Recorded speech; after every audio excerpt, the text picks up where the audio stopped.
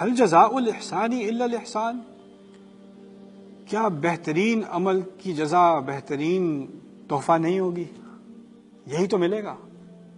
یعنی اللہ تعالیٰ اتنی خوبصورت نعمتیں دینے کے بعد پھر خود کہہ رہا ہے تم نے تو بہترین کام کیا تھا نا، تمہیں تو بہترین ہی ملنا چاہیے. حل جزاء الاحسان الا الاحسان. اب یہ کہنے کے بعد جب احسان کی بات آئی، کیونکہ انسان کو ہر چیز پسند ہے، لیکن آخر کار جو خوشی اس کو ایک دوسرے میں ملتی ہے وہ کسی چیز میں نہیں ملتی. جو کلائمیکس ہے انسان کی خوشی کا، آپ دنیا کی سب سے خوبصورت جگہ چلے جائیں، اکیلے جائیں گے مزہ نہیں آئے گا، فائدہ نہیں. دنیا کے سب سے اچھے کھانے کھا لیں، اکیلے بیٹھے کھا رہے ہوں گے نہیں اچھا لگے گا. وہاں بیٹھ کے آپ اپنی فوٹو لیں گے اکیلے بیٹھے ہوئے ڈپریس، اور کسی کو بھیجیں گے اور کہیں گے وش یو ور ہیئر. یہی ہوگا نا. جنت میں جو الٹیمیٹ تحفہ ہے وہ زوجیت کا ہے، آپ کے ساتھ کوئی ہے. اور اس ساتھ کا صرف جسمانی حصہ نہیں ہے، اس کی ایک نفسیاتی ضرورت ہوتی ہے، ایک دلی ضرورت ہوتی ہے. وہ ضرورت پوری کی جا رہی ہے اب جنت میں. کہا تھا پہلے میں نے آپ سے، انسان کا لفظ ہی ایسا ہے کہ جس کو محبت کی ضرورت ہو، جس کو کمپینین شپ کی ضرورت ہو. اسی لیے اس کلائمیکس پر پہنچ کے کہا ہے یہ تو بہترین تحفہ تو بہترین عمل کا ہی ہونا چاہیے. حل جزاء الاحسان الا الاحسان. میں ینگ لوگوں کو اس بارے میں یاد کراتا ہوں کہ دیکھو ہمارے دین میں خاص کر شرم کے بارے میں جو تعلیمات ہیں وہ باقی مذہبوں سے کہیں زیادہ سخت ہیں. عیسائیت میں اتنی سختی نہیں ہے، یہودیت کے کچھ فرقے ہیں جن میں ہے سختی، لیکن اوور آل جو ہمارے ہاں ہے نا کہ شادی سے پہلے ذرا معاملہ الگ الگ رکھو، نظر کو نیچا رکھو، بغیر کام کے کوئی بات نہ ہو تو نہ کیا کرو، کام سے کام رکھا کرو، اور اکیلے کسی کمرے میں نہ ہو، خلوت ہوتی ہے، تیسرا شیطان ہوتا ہے. یہ تمام تعلیمات جو ہیں، کسی کے کمرے میں گھر میں مت جایا کرو اجازت دیے بغیر.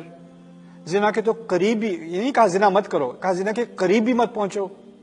باتوں کے ذریعے، ٹیکسٹ میسیجز کے ذریعے، فون کے ذریعے، فیس ٹائم کے ذریعے، کسی قریب بھی مت پہنچو، اس سے دور دور رہو. اتنا زیادہ اہتمام جو کیا گیا ہے.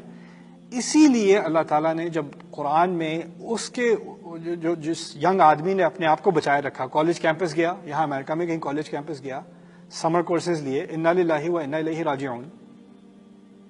آپ کو معلوم ہے کیا سین ہے، مجھے بتانے کی ضرورت نہیں ہے. اور اس نے اگر اپنی نظروں کو بچائے رکھا، اپنی زبان کو بچائے رکھا، اپنی چاہت کو بچائے رکھا، نیچے دیکھتا رہا اور کہتا رہا اللہ تعالیٰ بس جنت میں خیال رکھ لینا، بس اللہم الرفیق الاعلی، اللہم الرفیق الاعلی. اللہ تعالیٰ بس اب حل جزاء الاحسان الا الاحسان، حل جزاء الاحسان الا الاحسان. تو اس کا تو خیال رکھنا پڑے گا. پھر جب یہ بات کی جا رہی ہے، غیر مسلم ہمارا مذاق اڑاتے ہیں، کہتے ہیں قرآن میں یہ خوبصورت عورتوں کا ذکر ہے، دیکھو ذرا کیسا ریلیجن ہے یہ. تم لوگ عورتوں کے ساتھ یہ ماحول اور اس طرح کی باتیں اس دنیا میں کرتے ہو.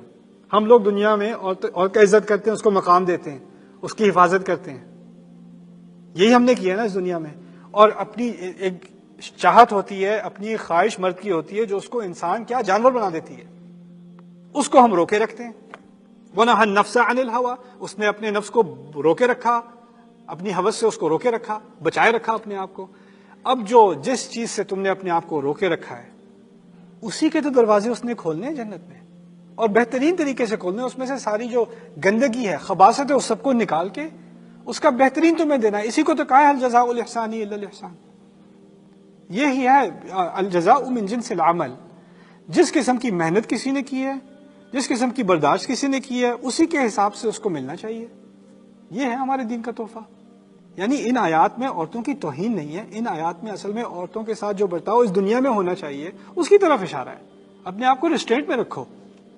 کوئی تمہاری فینٹیسی تمہارے دماغ میں ہے، وہ جنت میں تمہیں مل جائے گی. ابھی یہ ان کے ساتھ یہ معاملہ نہیں ہے، وہ تمہیں مل جائے گا، جو ملنا ہوگا تمہیں مل جائے گا.